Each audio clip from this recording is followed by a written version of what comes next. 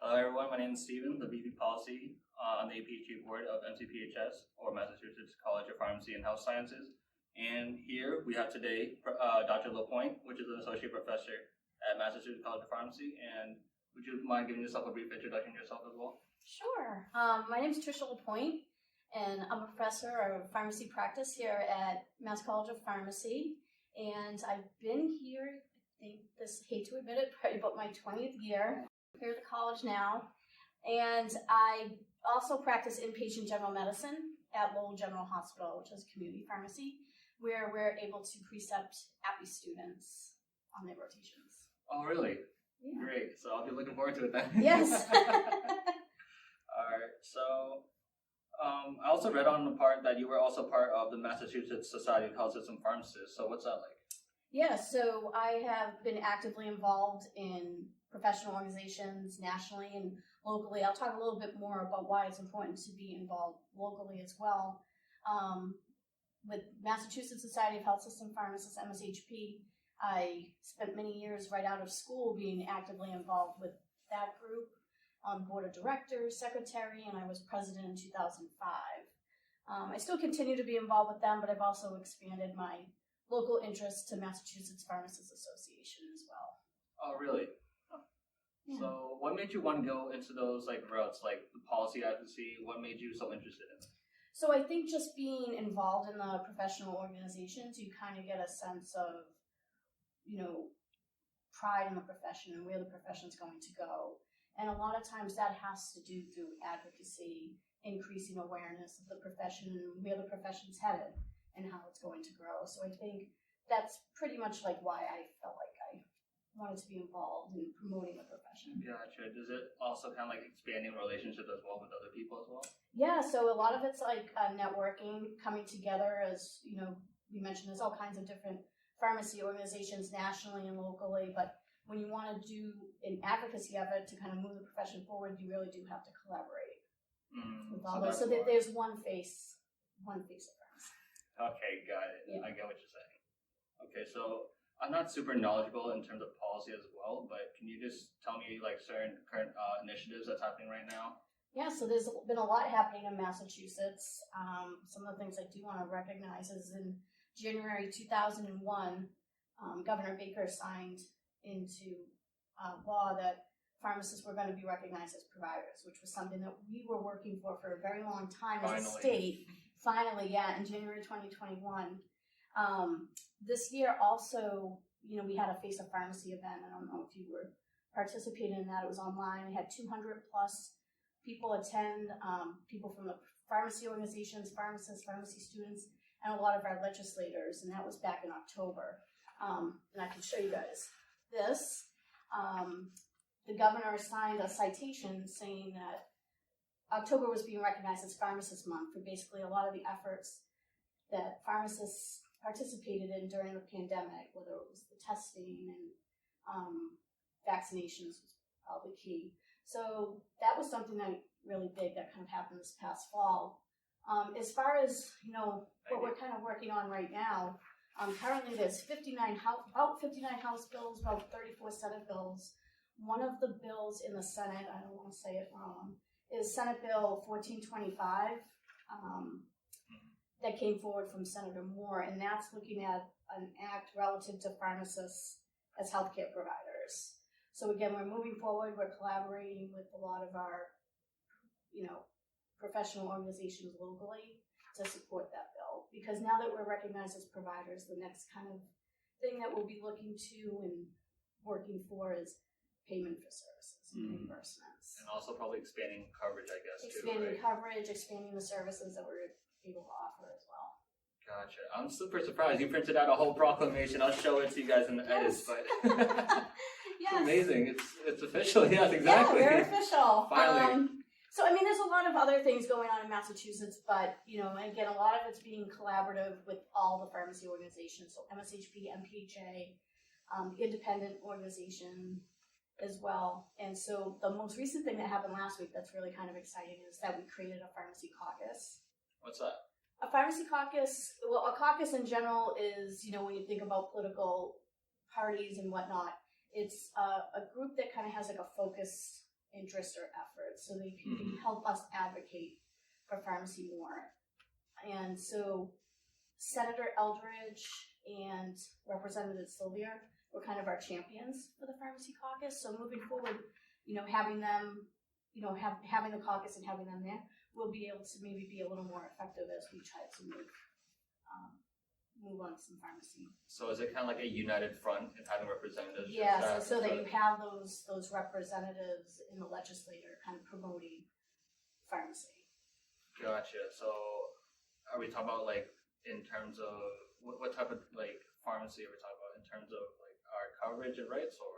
So there's a couple things I think that are coming to the forefront is obviously, I just mentioned the pharmacists being recognized as healthcare providers, and where do we move on from that? Some of the other hot topics that I think that are going to be coming up that you'll hear more about is PBM reform, which is the pharmacy benefit managers, and reimbursement rates, and being transparent about drug costs and things of that nature. So I think a lot of the bills that you'll see in Massachusetts are really going to come to access of care, where pharmacists, can play a big role in providing access for patients, helping manage their disease states, and then also, cost savings and making things more affordable. To help patient care, exactly. As we should. Yes, yep. So I think that's a lot of what the buzz in Massachusetts is going on right now. Gotcha. That's very interesting, in fact. I didn't know much about this, so it's really great to hear all about this from you. Yeah, great. Definitely. And if there's no other kind of like broad or like other policies that you have on top of your head, we could talk about like the Drug Supply Chain Security Act of 2013. Yeah, so that is another big topic. I just came back from APhA, and that was quite the buzz during the legislative update out on a national level. November 27, 2023 is when all dispensers, and they define that as being pretty much pharmacies, have to be in compliant.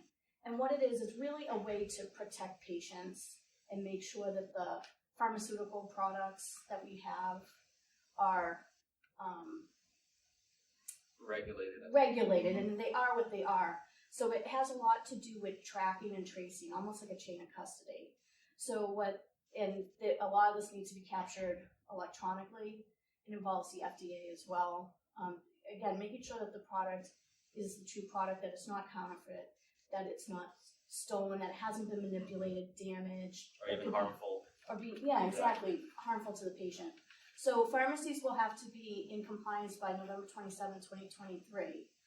And they, are suggesting that you have an electronic mechanism. So a lot of this is going to come down to making sure you're educating your staff, that you have a point person, like who is the person that's going to be responsible and accountable for making sure that we have policies and procedures in place. Do we need a certain kind of computer software to track these things? Because you want to track from when the pharmaceutical product leaves the manufacturer, it goes usually to a wholesale distributor. From a wholesale distributor, it's going to go to said pharmacies, Walgreens, CVS's, independent, wherever it goes. Going through a lot of hands. So you want to make sure, and so they have a whole checklist. There's plenty of resources on the NABP website, on the FDA website, just some examples, ASHP, APhA, on helping, a lot of resources to help pharmacies get into compliance with that. But basically, it has to do with a lot of that traceability, making sure the product is a quality product. Gotcha. I read about how it kind of impacts like small dispensers, I guess. I'm not sure if you know much about that. How because of the deadline super close, it doesn't give them enough time to basically regulate. So this has been, you mentioned, that this act was enacted by Congress in 2013. Yeah, 2013, exactly. So it kind of had like a 10-year plan, and now the date's here and it's upon us. So, given that the pandemic did fall within that time period, I believe I heard at APhA too that pharmacies or dispensaries can apply for an extension if they need to.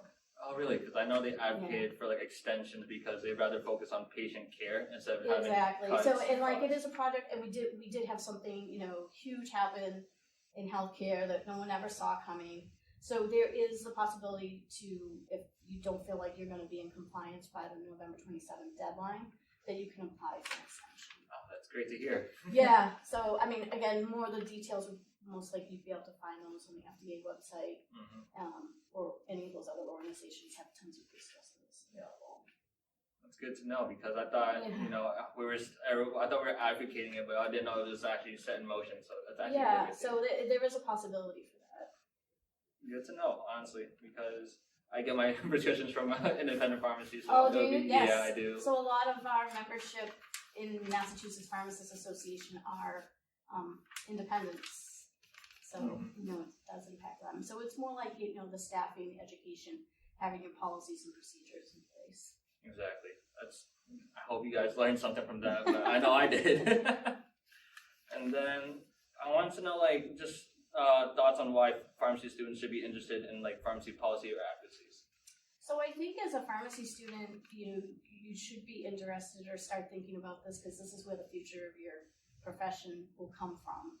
You know, pharmacy profession, when you just think about, you know, the last 20 years, how much it's changed and grown and the different kinds of responsibilities that we have, you know, the types of medications we're dispensing now are much more, you know, detailed and complicated. So advocacy and being part of that process helps move the profession forward and protects the profession as well. Exactly, to make sure that we're actually still standing 50 years from now. Yeah, in so, developing. you know, where are we going? And, you know, how do we get there? And it's through changes like this. Exactly, I agree. So it's being part of the change. That's a good way to state it. Yeah, it's a great way to phrase it. I was just trying to rack in my head. I'm like, how do I have students be more interested other than knowing the impacts of their lives moving forward? Yeah, and I mean, a great place to kind of just start with that is, you know, it's great to be active in the national organizations, you know, APhA, ASP, but, you know, you if you're living here and working here in Massachusetts, being part of your local organizations is best too. Well, great. That was my last question too. How people would take initiatives towards policy involvement. Yeah, so I mean, get involved in your local chapters. So your MPHAs, your MSHP, you know, MIPA is the Mass Independent Pharmacists Association. Get involved with them, helping support them, and support their legislative efforts. In the fall, we'll do that collaborative event again that we did, the Face of Pharmacy, where we, you know, open that up to the legislators.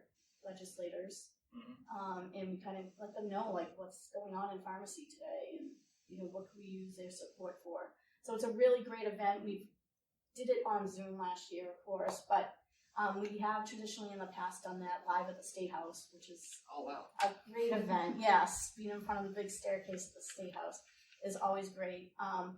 You know, in general, get to know your legislators. You're their constituents. They want to hear from you.